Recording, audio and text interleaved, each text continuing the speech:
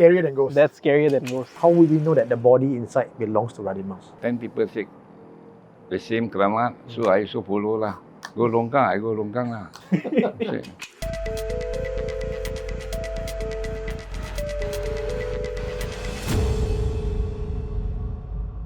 Welcome everyone, I'm Eugene Chris. You're watching Haunting History, where we explore the darker side of the past, the present, and the scars that are left behind by Singapore's history.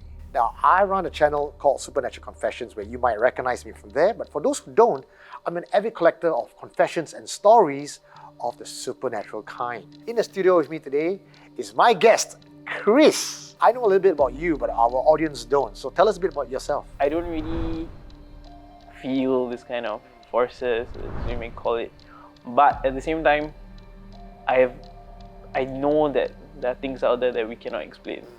So, going on this adventure is going to be a bit of an eye-opening experience for me. Yeah. We are going to Mount Faber. Specifically, we are going to the shrine of a heroic Javanese princess, Radin Mas Ayu. And we have a special guest there to join us today.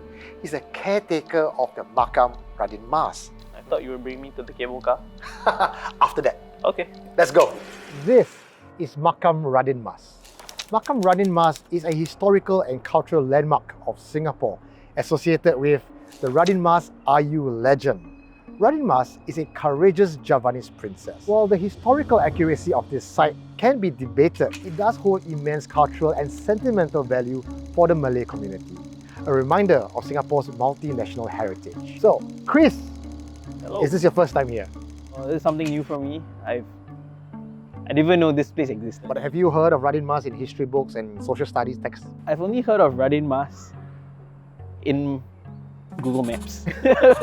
No clue the historical value associated with it. This started off in a kingdom in Java. There was a sultan and his brother, Pangeran, fell in love with a dancer. But the brother found out and it was a shame to the family. When an opportunity came up where there was a war and he sent his brother to go and sort it out, the sultan secretly got his men to burn the house down. Oh no. The wife died, but they have a young daughter who escaped with the servant. Pangeran came back, he's like, what's going on? My wife! He was so angry with his brother, he's like, not cool bro. So he came to Singapore and he stayed in Teluk Blangah. As commoners, there was an envoy from Java who recognized him and he told the Singapore Sultan, and Singapore Sultan said, royal lineage. Allow me to marry off one of my daughters to him. That is the evil stepmother who got jealous of Radin Mas. So she hatched an evil plan to marry Radin Mas off to her nephew. But Tunku Bagus was anything but Bagus. He had this brilliant idea to put her father, Pangeran, into a well and hold him hostage. If you don't marry me, I'll not let your father out. So Radin Mas was, oh no, what can I do? I just have to marry him. And so she did. There was a wedding, and then someone was asking, oh, Radin Mas, where's your father, Pangeran? And her younger brother, and he's like, oh, I saw your father in the well. So all the guards came out, brought Pangeran out from the well, and once Pangeran was out, he's like, you trapped me. And Tunku Bagus was like, you'll never stop this marriage. And he drew his sword and rushed towards his father. Radin Mas saw this. In slow-mo action, she jumped in front of her father. And the sword went right through her, no, not stomach, into the heart, and she died instantly. So whether that legend is true or not, or how much over time it has been fabricated and added on with herbs and spices, one thing is for sure. The legend, part of the legend is true. Radin Mas is here, she was a real person, and she carries with her the virtue of courage and filial piety. Who knew there was such a storied history to this area? Most of us come to Mount Faber to take the cable car. A couple of 100 feet away, you have a brave warrior princess from Singapore's history. Shall we go in and take a look at the Keramat? So back then, Makam Radin Mas did not look anything like this. In fact, it was only in about 1950s, and that's very recent. Then we have the staircase, and Makam was built up to what it is today.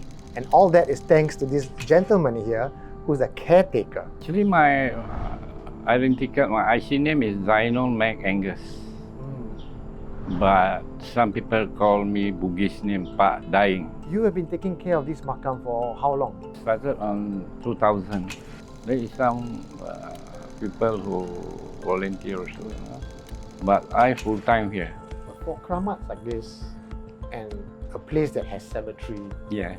you know, the modern minds will start thinking about Yes. ghosts, hantu, Ghosts, yes, right? yes, You know, stories that are passed down to us. Yeah. Sini ada cik pun, sini ada Yeah. pocong. Yeah. You know, if there is a ghost, come here. I want to learn with you. Talk to you. But no ghost coming. The only ghost, that two-leg ghost come here. Human lah. You human ghost. You're worse than ghosts lah. More worse, the ghost laugh at them. Say, you stupid idiot, what you do? I never do this thing. Just now when we were talking, you said that people would come here, then they would have a trance, then people Yes, claim yes. to be Radin Mas. Yes, a lot. So a lot of people they come here and say, okay, thank you. I say thank you only. Buy some sand brick or what. I build it like die, you know. Another thing, they ask for something here. They said here got treasure. They got some gold or grace. They want to look after this. But have anyone found any crease or treasure here? Oh, bullshit. So they asked me, Uncle, you 20 years here. Sure you have something from Radin Mas. I don't ask for grace. I ask for ATM card, flying carpet, so I can help people. But until now, I cannot get. Actually, I have a question for you. You said you've been here for more than 20 years now. You came Yeah. in the 1980s. Yes. So before you came, Yeah. do you know if there were any other caretakers? Yeah. There were. Few caretakers. Okay. But the last caretaker, they run away, abandoned. There was one particular caretaker who came here, offered to take care of the place, and then Pak Dying just actually went off on vacation. He had a dream. Can you tell us about that? I go to Batam holiday. See? So after 2 or 3 nights, I get a dream. I don't see the person. Only he told me, you come back, nobody look after the shrine. The king is very angry. So when I woke up, what is this? Then I think about this place. I come back, the man waiting me down there. He said, oh lucky, I'm waiting for you to come. Now you take over the place. Only that he said. He gave up. He give up. I don't know why. I don't know who is there. Who is the father, or I don't know. The jinn. Here last time got jinn also. Yeah. What's the story on that? So last time there was a tree here. Very big tree. Every night drop, you know, the branch or all these things. Then I asked these people to come here. So they say, nobody can cut the tree. Go cut the tree, you will die. So one day I just relax. Then the branch, you know, fall beside me, you know, very big. I said, cannot lah, like that, right? So I now, Don't cut, so will die. yeah, so I better cut. After I cut the tree, I sleep at night. A lady wear white dress, long hair, with very red eyes. Then he told me, what? Why you cut the tree? I stay here for 100 years. Then I talk in the dream. I said, now you tell me what for? I cut already what? Earlier you tell, I don't cut lah. The other morning, the security there asked me, is there anybody sleep? I said, no. We saw a lady at the gate there. The same what I dreamed. I scared of ghosts also. I scared. Who don't scared ghosts? Because suddenly he appeared, you like shocked, you know. If every day you talk to the ghost, you don't scared. This world is for you. You can step the earth. The ghost cannot step. You are more power. More power, okay. Well, you have heard it from Pak Dying directly. Don't be afraid of ghosts, because you are more power. Many people have came here to meditate, and it's not often that anyone gets the permission to enter through this gate. Have you meditated before? No. I want you to open your senses and allow your feelings to, just allow your senses to explore the place. Every time you breathe in and you exhale, you feel something in your chest. Then you slowly start to feel your heartbeat. To Pak Dying, hearing that heartbeat is an indication and proof of your connection to God, because you are alive and He has created you. Clear your mind. Allow new thoughts to enter. Allow the message to be delivered. Walk us through that. I don't know if this is just a combination of fatigue or what, but I sat down there, and once I did start hearing my heartbeat, which was slightly profound for me, I feel like I was transported somewhere else, but at the same time, I was still here. You know, it was very disconnecting feeling for me. I think I'm trying to make sense of it, and it's not making sense to me. Yet I'm still trying to do it. So, you know, Okay. the usual. So we're gonna, break the momentum a little bit and head out to Mount Faber, where I'm gonna tell you stories about famous sightings along this road. We're now outside Makam Radin Mas, along this stretch of road, up towards Mount Faber. Have you heard of any stories of Mount Faber? Actually, I have not. No, not at I all. have not, yeah. Well, one of the most famous sightings here are cars that can mysteriously just move on its own. And sometimes you can see shadows in the back seat. That's what this place is famous for. Okay. But besides that, Mount Faber is known for other urban legends, and one of those are told by cab drivers. They would usually say when they were driving up this road, they would see a woman in white gown and long black hair standing by the road. And sometimes as they go further up, they will spot the same woman again, just trying to flag down their cabs. Never stop for a lady wearing white and long hair. But now after speaking to Park Dying, I kind of realized perhaps that lady in white and long black hair was the same one he talked about where he cut down the tree and she has no home. He's the reason why that the cab drivers are being haunted then. You believe in ghosts yourself? I do. Can't say I've ever seen one, but I believe they do exist. But you must have heard stories. I've heard of the lady in white. I think it's a very local story, cab drivers picking up the lady in white who disappears midway through the trip and leaves as payment.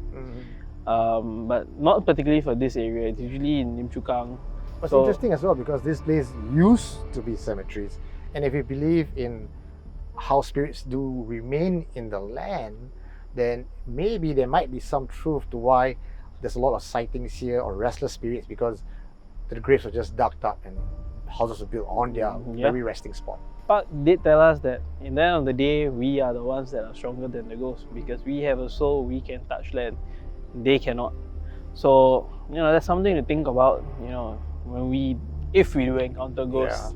Yeah. And the other thing is people think of Keramat, think of tombs, places where people have died to be something to be feared. The way we give respect. And at the end of the day, people have, they have died. This is their final resting place. It's more of a respect thing.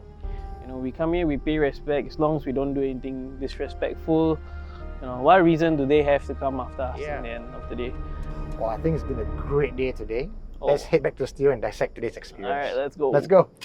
Now that we are back in the safety of our own studio, Chris, tell us more about what you've experienced, because I saw that real intense look in your face. I still don't know how to explain it, It's like, this chill just went down my spine and it sort of like separated me. Like Doctor Strange just goes... Doctor Strange, that's the one.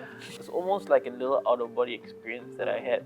So that was very intimidating for me, someone who has never done something like that before. Sharing that experience with you, and it's your first time as well, and so profound and successful, that makes me very proud, and I feel very humbled to have done that with you. Oh, it was an honor doing it with you. Trying something like that, I would have never tried it on my own. So which is the favorite part and which is the least favorite part of tonight? My favorite part was talking to the caretaker. That man's humor is... My least favorite, I think, was after we left. I rode my bike there. And leaving there, I had lots of issues with my bike. Oh, sorry, what do you mean? Like So my bike couldn't start. You went in and clearly you must have some gift for you to be able to connect so instantly with the meditation process. Yeah.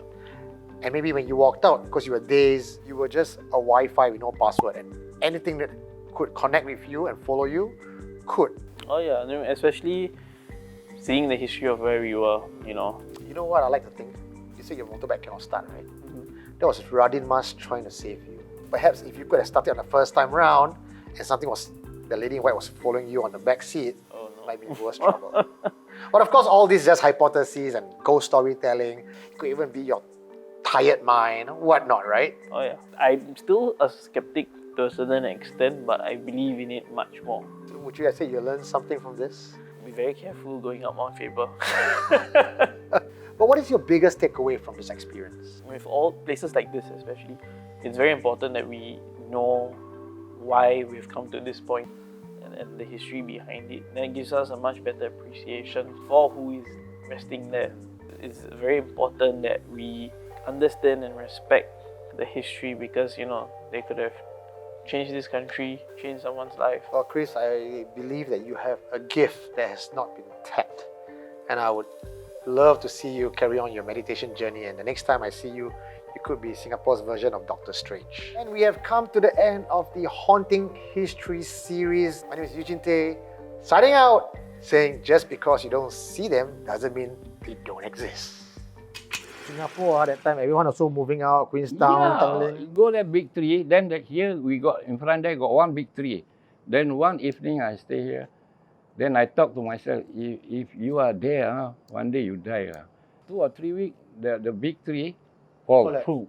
Well, if you enjoyed today's video, please Like, share, comment, and subscribe. Bye-bye!